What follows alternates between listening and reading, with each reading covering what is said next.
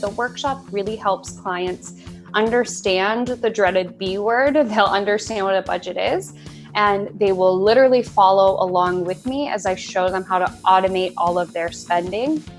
And the point of that is that it's often something big on their to-do list. So this is kind of a hand-in-hand guide of helping them get it set up and get it automated. I'm a huge proponent in automating your money. That means automating your saving, your spending, your investments. The less we have that confusion about our money, the more we can have ownership of that money. So these workshops are really designed to help people just get the tools down and implement.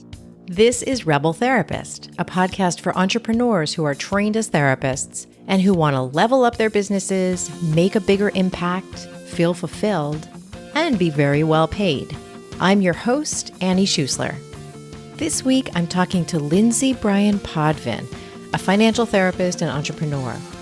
Lindsay describes herself as being at the very beginning of her journey of scaling her services beyond one-on-one or one-on-two. We're about to dive into how she's creating a group workshop and a 6-month course to help couples with personal finance. You'll hear how she's using all of her experiences in the therapy room to create thoughtful programs that encourage deep transformation. As I listen to Lindsay, I hear a really important combination. She's got her personal reasons for wanting to scale up beyond the therapy room, and she's got a bigger mission. She wants to help as many couples as possible to strengthen their relationships by making peace around money.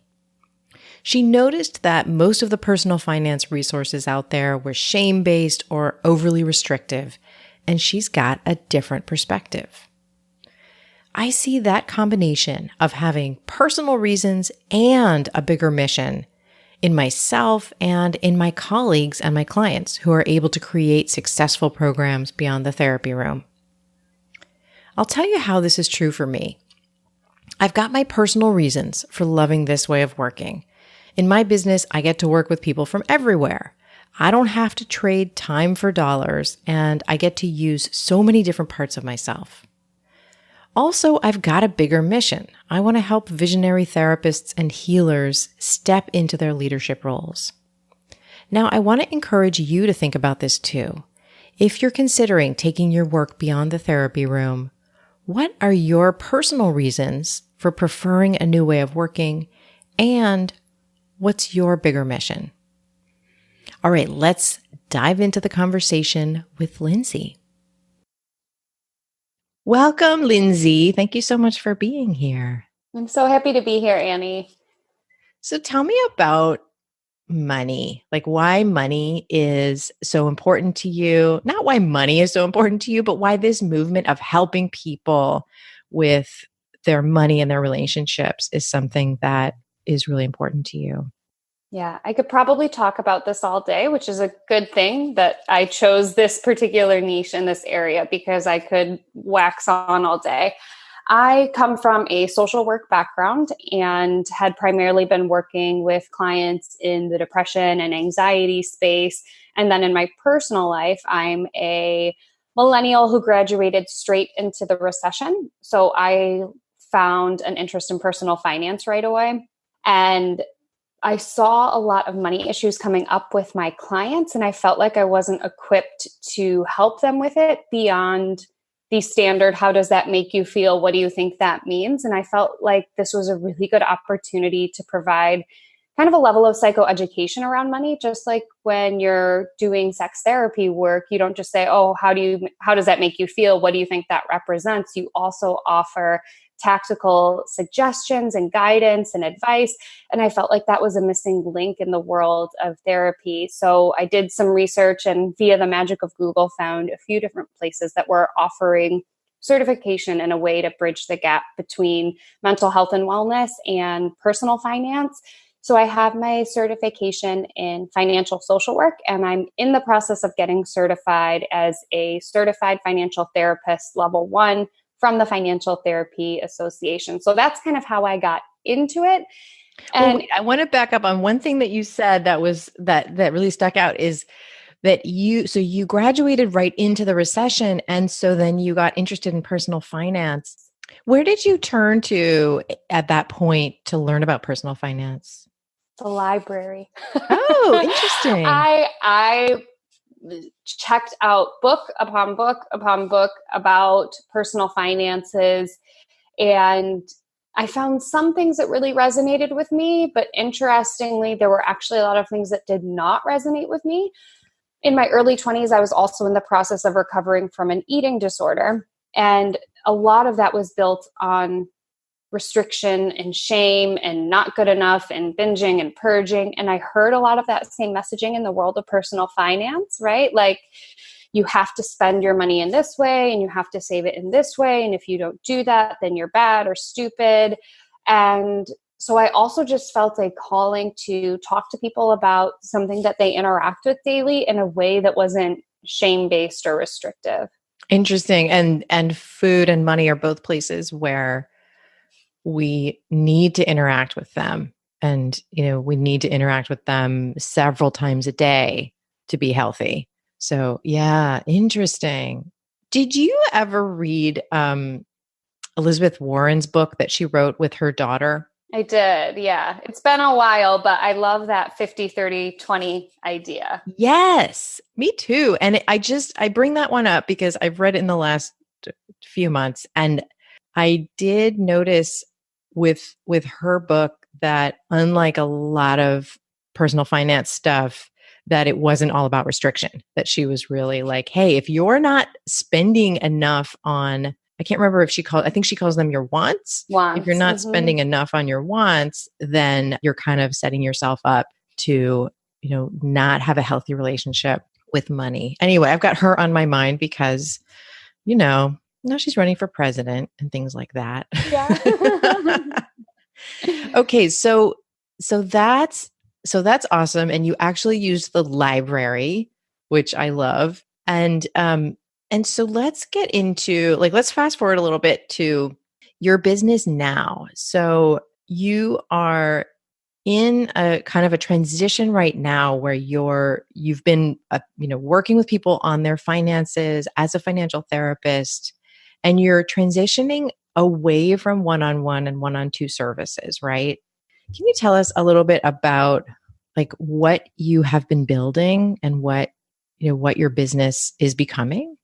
Absolutely. And for anybody listening along, I'm at step 0 or 1 of this transition. So I, like many therapists, am totally maxed out on 2-on-1 and 1-on-1 clients. I've had a wait list that has not moved, and I wanted a way to serve more people and also not burn myself into the ground. So I'm in the process of lightening up my caseload right now. And the goal is, in January, the space that I open up, rather than it being just refilled by 1-on-1 and 2-on-1 clients, I'd like to use that space for workshops and group-based work, particularly because there are so few financial therapists that I get a lot of inquiries from out of state. And with the jurisdiction of licensure, I wanted to be able to provide a service that doesn't jeopardize my license and also means I can serve these people. So, as I'm sure you've probably heard on this program, I'll use the word coaching or consulting for those, and obviously work with a lawyer to make sure that I'm not doing anything inappropriate or out of bounds. But the idea is to provide these services to more people. My practice has actually organically moved towards couples in the personal finance space and in my financial therapy work. I'd originally thought I'd niche down pretty well by saying anyone who has trouble with money, come see me. And I learned really quickly that that's too broad. But a lot of my clients that came in for individual services were seriously partnered or married. And really quickly, I realized I cannot do this work with just one person in the room. I need you both here.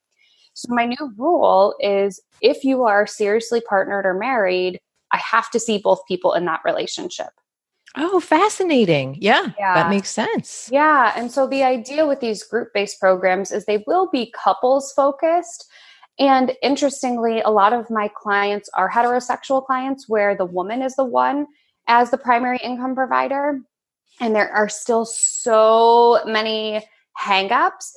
so many of my clients also identify as feminists, and then they struggle with, well, I identify as a feminist, my husband or my partner identifies as a feminist, and yet we still find ourselves like getting sucked into these gender norms, or I find myself downplaying my success, or I find myself handing my husband a credit card so he can pay, right? So it's that dilemma that many of us have, is saying, this is how I like to show up in the world. These are the values that I have. And then society and our subconscious kind of fight against that. Interesting. And like, I'm just finding, I am so grateful as a 47-year-old woman. I'm so grateful as I talk to millennials like you, in hearing how feminism is really your language. And just hearing, like, when you named like, I'm queer, and just now when you named like a lot of the couples I work with are heterosexual, and here, even that just feels like we are making some progress here. It just makes me happy. Oh, I'm so glad. Yeah. It is. And prior to the shift, a lot of my clients were Gen Zers, and they are light years ahead of us as well. I mean, their language is so intuitive. And it's also really inspiring to see that, they'll probably get a bad rap for being on their screens, but they've also grown up in a space where we do lead by asking, what are your preferred pronouns? We do lead by asking questions like that to make sure that we're affirming each person's identity. And it's really beautiful to see these younger folks just go out there and do that. Yeah. I mean, I know my kids are definitely all about they until they get a sense of a pronoun. So the people who you're finding yourself working with, what is the age range that you're noticing usually there? 35 to 50, and plus or minus some years for sure, but folks who have been in partnerships for a good amount of time.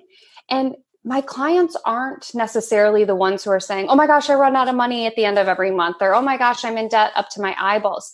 They're the ones who we quote unquote think wouldn't have problems with money because they seemingly have it.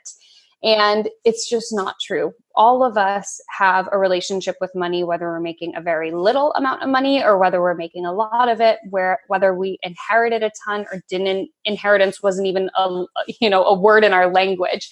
We all have a relationship with money. And so I think that's what adds this additional layer of complexity onto the clients that I work with, is they feel guilty that they have any sort of money hangups because they're quote unquote making enough, or they shouldn't be complaining because they are able to pay their bills. And my job is to really hold space for them to not judge themselves and to not beat themselves up for it. There's a really, really small narrative that we have in this country of who's allowed to have and not have money, and who we cheer on and who we don't. So a pretty common narrative is this person who has pulled themselves up by their bootstraps and become wealthy. We're really good at cheering on that person.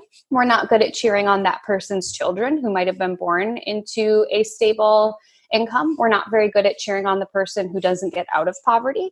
We're not very good at cheering on these other folks. And so there's only so much space in our heads of who's allowed to be in that space. So that's my job with them, is to show them that there's more than one way.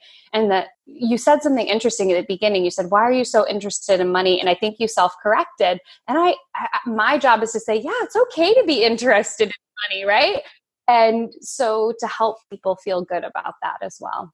Yes. So tell me about what your plan is with your workshop and kind of what your business model looks like going forward. Mm-hmm. So the workshop is virtual. It's super short term and very tools and tactics oriented. The workshop really helps clients understand the dreaded B word. They'll understand what a budget is. And they will literally follow along with me as I show them how to automate all of their spending. And the point of that is that it's often something big on their to-do list. So this is kind of a hand-in-hand guide of helping them get it set up and get it automated. I'm a huge, huge proponent in automating your money. That means automating your saving, your spending, your investments. The less we have that confusion about our money, the more we can have ownership of that money. So these workshops are really designed to help people just get the tools down and implement. And then during that workshop, what I share with people as they're going through is I start to kind of point out what thoughts or feelings are coming up as we're interacting with money. And then if they are a good fit, I have a 6-month-long consulting program for couples.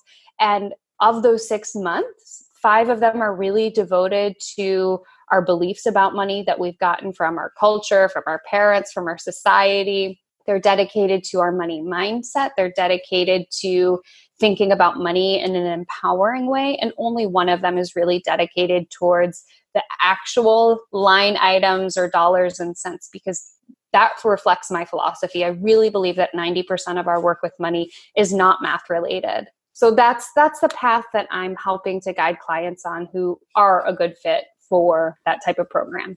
Future Annie jumping in here. If you're ready to create your signature program beyond the therapy room, join me for Create Your Program, a 5-week experience. Let's shave some months or years off of your learning curve and get your program to the people who need it. This experience is limited to 8 highly motivated people. Learn more and apply at rebeltherapist.me/create. That's rebeltherapist.me/create. We get started in January of 2020. All right, let's get back to Lindsay. So a couple things that stand out to me that are really brilliant. One is that you have identified something as the topic of your workshop that's actually on people's to-do list. Yes. So I feel like anytime you can identify, like, this is not only something that people value, but they already have it on their dang to-do list, that is fantastic. And then I also noticed that you and I have like different topics, but the exact same business model, basically, where... Well, good. I'm following in somebody's footsteps who has really, created that path. So that's great. Yeah. And I love this path of having, because I have a 2-day workshop is how people start working with me now. And then there's an option to do a 6-month mastermind. So it's really similar. And I think one thing I really like about that is it gives me a chance, and I wonder if you feel this way too, like it gives me a chance to do 2 different kinds of work, like that really early overview work where you're really looking at tools and you're looking at logistics, and then also doing that deep work with people where you get to really help them and watch them actually implement and actually, transform and change their lives, which you can't get you can't get as much in a 2-day workshop. Maybe some with couples. I used to do couples workshops, and it was pretty mind-blowing sometimes to watch the transformations. But I think the bigger, deeper transformation happens over time. So I know I had a question in there somewhere, but I mostly just talked about myself. But yeah, so for you, is that part of what's attractive to you about this business model, like getting to work in different ways? Yeah, so getting to work in different ways is huge. It's also attractive to me because so much of our therapy is still limited by our location, and to be able to bring things online, that feels really good as well. I didn't have social media until last fall, so fall of 2018, and I have been blown away at the sheer strength and power that is there when you use it in a way that feels good for you. And so I want to continue to nurture those relationships that I've built in that space. And so, yeah, that's a big part of bringing it online. And before we went on to recording, I was telling you, Annie, that today is a really good reminder of why I want to do more group-based work, because I'm feeling a little bit under the weather today, and I've got clients scheduled to see, and I'm not quote unquote sick enough to take a day off, though I'm sure that's probably some mindset stuff I have to work on. So I'll be going in today, but if I knew that I could set aside this time and space to really rest, and that I'd be able to provide my services remotely, I'd really be thankful to do that. Yeah. Yeah. And so you have that on the way. And that is so nice. It really is. Okay. So tell me about, like, in creating the workshop, what platform are you using? Are you using Zoom or something else? For now, I'm going to be using Zoom. I've done Webinar Ninja for webinars in the past, and I actually did like that but at the time of this recording, you could only keep, I think it was an hour and a half or 2 hours of the video. And then after that, it wouldn't store. So that didn't really work since my workshop is 2.5 hours. So for something shorter, I think that's fine.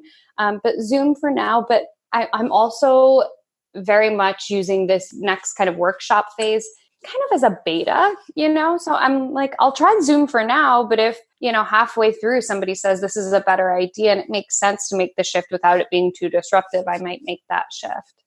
Okay. And so is there, during the workshop, is there curriculum that you're providing, or are you doing everything live? Like, what is the format?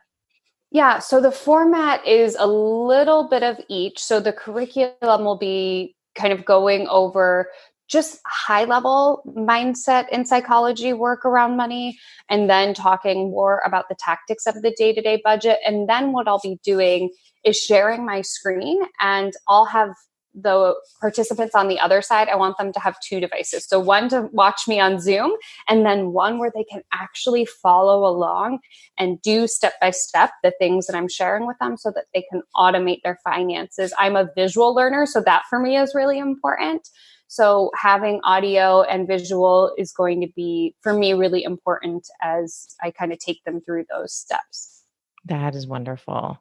I love the idea of curriculum being really about accomplishing the thing that they're there to do rather than just learning about it. That's fantastic. And then the 6-month mastermind, or the 6-month, what were you calling it? I think I was calling it a course. Okay. Again, we're all in beta. So the language I'm not really tied to. It's more about, but anyway, sorry, I'll let you finish your question. Yeah, no, absolutely. It's actually about like what it really is. I know. And it can sometimes be hard to come up with the right name for these things. But so with that, will it be similar? Will it be a small group over Zoom, or how will that work? Yeah, my goal is to have no more than 10 or 12 couples. The idea is that there will be kind of a membership space for questions and comments, and also just feedback and accountability. I'm planning on hosting it on Slack. I actually am not a huge fan of Facebook. I find it to be super distracting, and even the memberships that I'm involved in there, I mean to log in for 5 or 10 minutes, and then I find myself there for an hour, and I'm like, I didn't even go to the membership webs or the membership group I was supposed to go to. So it'll be on Slack, so there's a little bit less noise. And then each month there will be 2 different live videos that they get. And one of them will be a training. So each month has a theme. So one will be a training, and then one will be a couple of weeks later, and it'll be live Q&A about the training and the exercises that were provided for that month. And each couple will still get a little bit of one-on-one time or 2-on-1 time with me. They'll get to choose when they want to schedule them, but they'll get 2-on-ones with me. I recommend at the beginning and the end, just to make sure that when I hear their specific pain points or problems, I'll be able to kind of tune in and say, oh, okay, well, that will be really good for month 4 when we talk about clarifying your numbers. Make sure you really pay attention for that, and make sure that they get the most out of it. So those are going to be the main components. So there will be exercises and lessons and education, but also time to just provide support and normalization for all of the money mindset stuff that comes up. Oh my God, that sounds so fun. Thank you. I'm excited for it. Yeah. I mean, I'm sure fun. Like, it sounds so fun. I love money. I like to geek out on it. And it also just sounds like you have, by observing what people need most through your work, you've been able to figure out, like, here's the piece I could drop in here. Here's where I can give some extra support. And I'm sure, like all of us, it will keep evolving because that never stops. But it also sounds just very thoughtful. Thank you. And I think that was a part of what stood out about creating a program for me. I am, I'm very much a Virgo, and I like to have a plan. I like to know what's coming. I like to have a start date and an end date. So when I have my therapy hat on, it's sometimes really hard for me to not jump in and speed things up or want to speed things up. It's hard for me to say to my clients when they first ask, well, how long do you think I'll be here? It's really hard for me to say, That depends. Like that's one of the worst answers I can get as a Virgo. So to give that answer to clients is really hard. So to have a start and stop point, I also think is really helpful because entering into therapy, I would imagine both of us have been on both sides of the therapy couch. It can be really anxiety provoking to step into somebody's office and not know how long you're going to be there. I mean, you can say goals based, you can say solution based as much as you want to, but we know that there isn't really a hard and fast timeline. So that was the other perk of creating something like this, is that if I can help clients see, okay, we can get a lot done in 6 months and there's a curriculum for it. And there is, to your point, these are the things that I've learned providing this type of work, the types of exercises that are the most valuable and the types of things that need to be in place before we dive into the money, then I hope that I can better serve these clients. Yeah, absolutely. And what are you charging for the workshop? So for the workshop, it's actually free because you purchase a copy of my book, The Financial Anxiety Solution. And that comes out in February of 2020. And so it's twofold. One is that it's a benefit. It's like a thank you for me saying thank you for pre-ordering my book. You're welcome to come to my workshop. If I was charging for it, it would still be a low price point, like $199. And then the other perk for me of people pre-ordering my book is that all those pre-orders count towards that first week of book sales. So it helps to increase the book sales, but it also helps retailers have an idea of how in demand the book is so they can purchase copies appropriately. So it's a win-win. It's a thank you for helping me. Yeah. Yeah. Yes. Okay. So we don't have the same business model. I mean, but we have a lot of similarity. Is a little bit different. Yeah. There's a lot of similarity. Yeah. Definitely. Mm-hmm. Awesome. How are you feeling about the money piece in your business? Say more about that. Like, how are you feeling about money? And like how income is coming in and how you're budgeting yourself and, the issues that come up for you as a business person with money.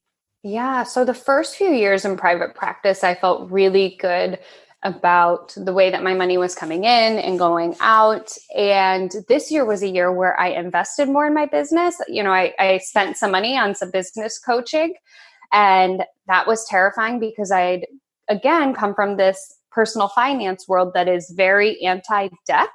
So in my head, even though I do this money work, I personally didn't carry a ton of debt. So to take, not even taking on debt for business coaching, but to operate and spend money that I could see could be a profit was really, really scary for me. So to take that jump and invest in my business, that was a money hurdle I had to overcome. So it was a little bit shaky, and I'm still kind of learning how to feel comfortable with that. But other than that, it feels good. I know that I probably undercharge for my services, which is why I'm hoping that these workshops will help. I came out of the gate, quote unquote, charging more for a therapist in my area. And if I would go back, I would have actually probably increased my prices sooner than I did. There's just so much noise in the therapy world. Like I'm sure you probably know, but a lot of therapists Google 3 other therapists and go, oh, this is what they're charging per hour. I'll charge an average of that. But none of us are really taught as therapists how to create that hourly fee. One of my favorite resources for this is Tiffany McLean. She's a therapist that does a lot of money work, but she has a calculator on her website called Fun with Fees. And that to me was so helpful. It's like a reverse engineer of how much you need to be charging hourly in order to fund your life in a way that meets all of your goals. So I think people should be going to that website and Googling it and figuring it out instead of going, oh, most therapists charge between $150 and $180. I'll charge $170. Like that makes no sense. And that's at heytiffany.com. Yes, it is. Yes. Yeah. Good. And now you're doing a kind of work that is completely different in terms of setting fees or, setting prices. And so there too, I don't know. I mean, not like I'm handing out business advice because, well, I guess I am, not to you because you're not asking for it, but for people who are listening. Yeah. But that I don't worry too much about what people set as their beta price because it is the long game, right? So sometimes people worry about like, am I overcharging or am I undercharging for my offer early on? And I feel like the biggest thing is having that long game and knowing this is going to be a sustainable, profitable business. And I may decide to charge less in the very beginning to, to just get this thing up and running, to get some fantastic clients and testimonials and just experience. And as long as it doesn't become part of one's mindset, like the less I charge, the more people I will get, because that just isn't true. It's just not that simple. But at the same time, I really, at this point, I don't know, don't hold me to it. But at this point, I don't really worry too much about people's first prices.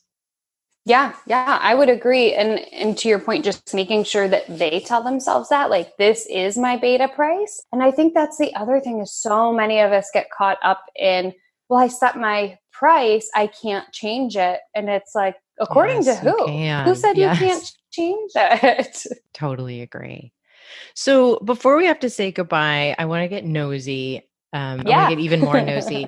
So Perfect. Do you have any morning rituals that help you get started, help you get motivated? Yeah, I'm a terrible morning person.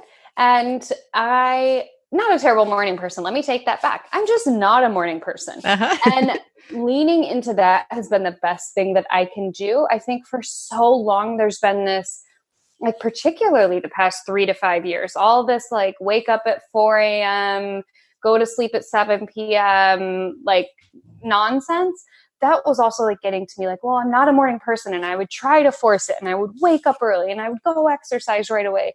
And I just didn't feel good. And I can't remember which book I was listening to, but about our circadian rhythms. And that helped to just calm me down and be like, I don't have to be an early riser. So I do have a morning routine, but if I had it my way, I would never set an alarm.